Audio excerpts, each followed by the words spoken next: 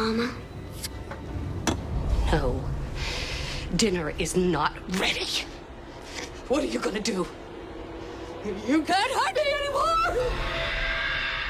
Kind of carefully bringing it right towards the camera. The thing that makes Night real special, I think, is the amount of preparation and care he puts into storyboarding and then thoroughness.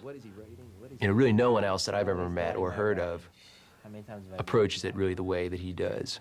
It's like 180 degrees difference from a lot of jobs I get, whereas it's just, okay, here it's just coverage, close up here, close up there. Which you get a sense of the room a little bit. It's really, obviously, it's very blurry and stuff, but you get a sense of shells and things. It's just a different way of thinking. As far as I know, it's really unique. You know, I don't know anyone else who works like that. It needs to be like yeah, like that. no, I got you now. You got me, right? Brick and I started working on Wide Awake, which was my second movie, and he came on just for a few weeks on that film, and I had a shot list, and he basically drew pictures to the shot list. After that, the movie after that, which was The Sixth Sense here, started a whole new way of working, which was basically writing a visual script to the movie. So it wasn't me saying, let's do a medium shot and a close-up, but more interpreting the screenplay, saying using this as a starting point. How can we visually support that story? And that started a really cool process. It was a long process, 12, 16-week process of writing the script again, but through pictures. Okay, so let's say it's shaped like this, and this is the pantry. Can you buy that or no? On a diamond? Well, generally, pantries have right angles, I think. Sarcasm. You know, in India, that's very insulting, you know? It's terrible. This back here, I thought would be all dark. It's all in dark. That's what I'm getting is a dark corner. Yeah. So that when he looks in here, it's very dark, you know, part of it, and that you get a glimpse of something. We kind of developed a real chemistry for how to approach this type of filmmaking, which is kind of a lost art of filmmaking. I've heard some directors refer to this as two-dimensional filmmaking, and oh, we can't do that because it's only in 2 dimensions and you have to see people. But gosh, I mean, I sure see this as 3 dimensions when we look at it. It's very important for him that he wants to take the audience on a ride and not let them not ease up even the littlest bit until the ride is over. You know, I mean, you know how in a lot of kind of more mediocre movies, it might kind of amuse you at some point, but then your mind might stray. You see, he doesn't want to do that. He wants you to be with the characters all the way. He feels that, I mean, obviously there are a lot of factors, you know, acting, colors, light and everything, but I think he also feels that the way a film is shot is a huge, you know, factor in bringing the audience in the way he wants to. So I think that's why he devotes so much effort, you know, to storyboarding. Kyle, can you show me with the camera? Good, that's it right there. Okay, let's do it again. The benefit of storyboarding is we just get to sit there without the anxiety of money being spent. You know, you can hear it being spent because there's 250 people standing around and everyone's staring and all these crew members and, you know, the star waiting in the trailer, whatever it is, the pressures that are there. And then for me to go, what angle shall I shoot this little girl from? And what we usually do, we sit, you know, we talk about the scene initially, and I do kind of real rough thumbnails right on the spot to try to figure out if that's what, you know, the best way you see handling it. And then I'll go off, take the drawings up to a slightly tighter level, so then we can really get more of an idea what it's going to look like. And it's amazing how just looking at a picture sometimes can really almost generate an idea. You're a stuttering Stanley. How did you... Stop looking at me! Who have you been speaking to? Stuttering Stanley! Stuttering Stanley! Stuttering Stanley! Stuttering Stanley! Stop that! Stanley! Stuttering Stanley! Stuttering Stanley! Stuttering Stanley! Shut up, you freak!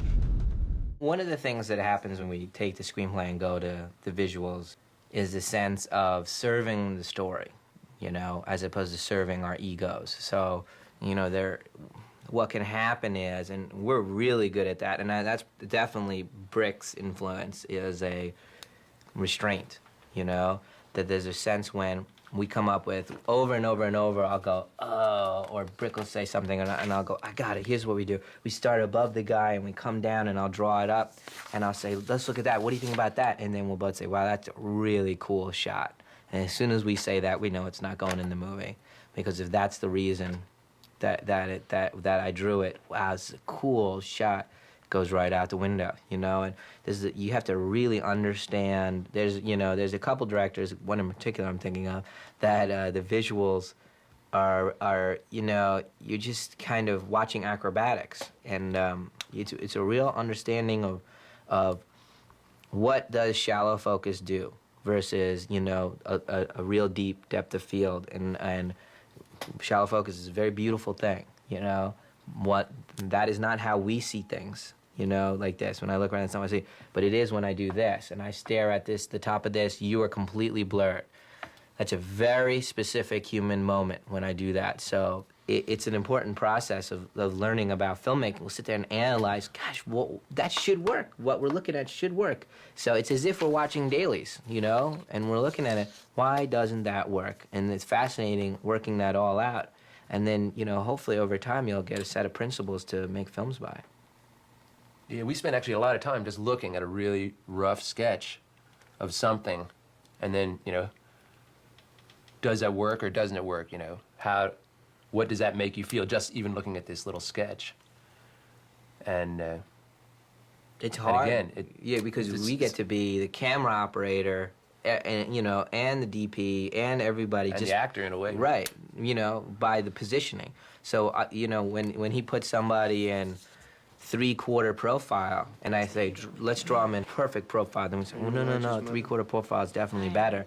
And when we talk about why, then on the set, when there is a big star there and he says, I was thinking about doing this, and he goes into profile, I'll say, what that tells me visually is that you're uninterested. But I already know that because we did this already. Whereas if I never even thought about it, that may just go right by. He'll go, I'm going to profile. I'll be like, great, go ahead, do it. Then we'll get into dailies and go, God, he looks so disinterested. And it's that, and there's a million decisions to make on a movie, and this will knock out some of them at least, and that's got to be a good thing, because there's plenty to do on the set, and anything to help me with that plan is great. If we can't talk to each other, we're not going to make it. We both have a love for the long takes without I sacrificing won't pace, get and mad. pace can be achieved in a long Did take. you take There's the something that's opportunity? lost when you cut, a loss of atmosphere, reality, and I believe in it. It was something that he got me onto by reading some stuff about Walter Murch, that he had this theories about cutting, and we really took that to heart on this movie. You've had enough roast beef. You need to leave the table. Go! There's a really interesting book that Walter Murch wrote called In the Blink of an Eye. He has very interesting theories about what a cut actually is.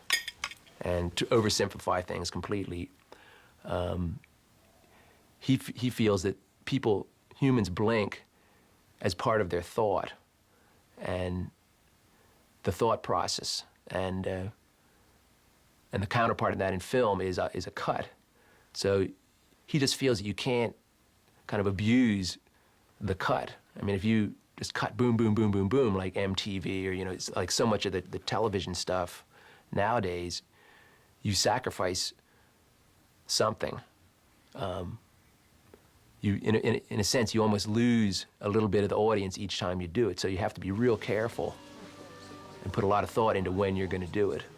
I just heard the little one is falling ill now. God help him.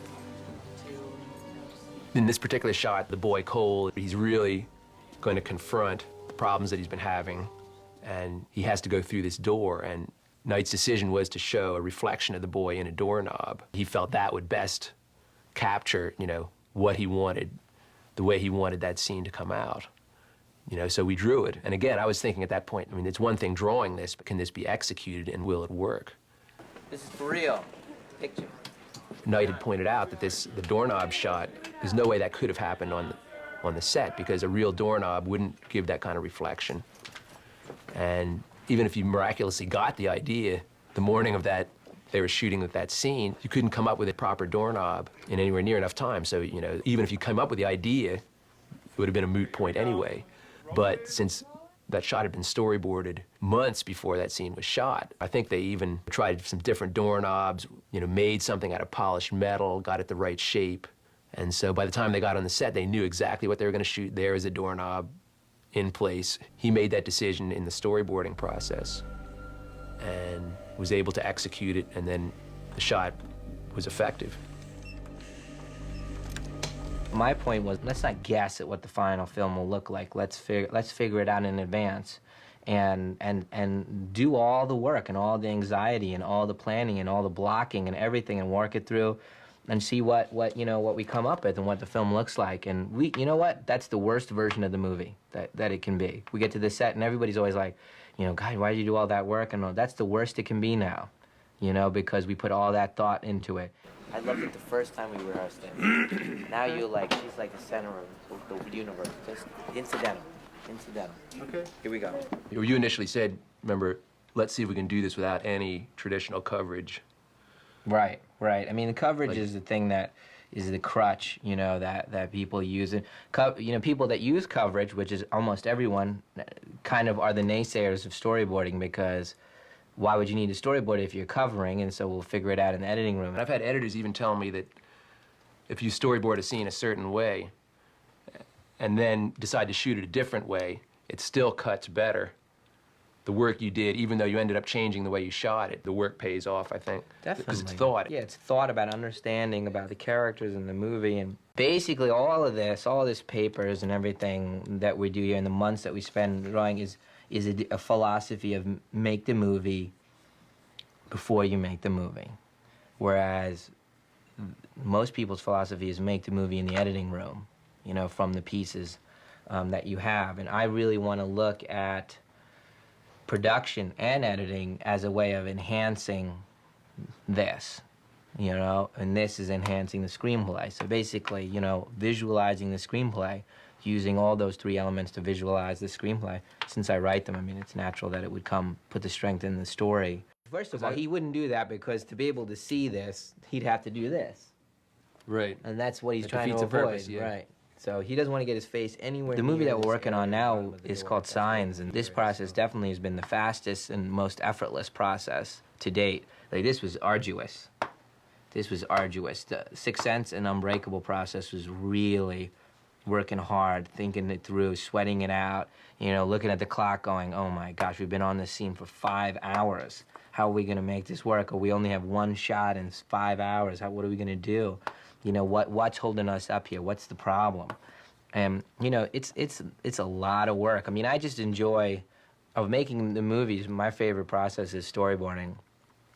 It's, you know, you have control of everything. You can, how big you want the house, how big you want, you know, where the characters are, how many extras you want. It's all possible here. It's just so much fun, you know. I've heard some directors say, you know, they'd rather go to the dentist than do this process. I guess each to his own.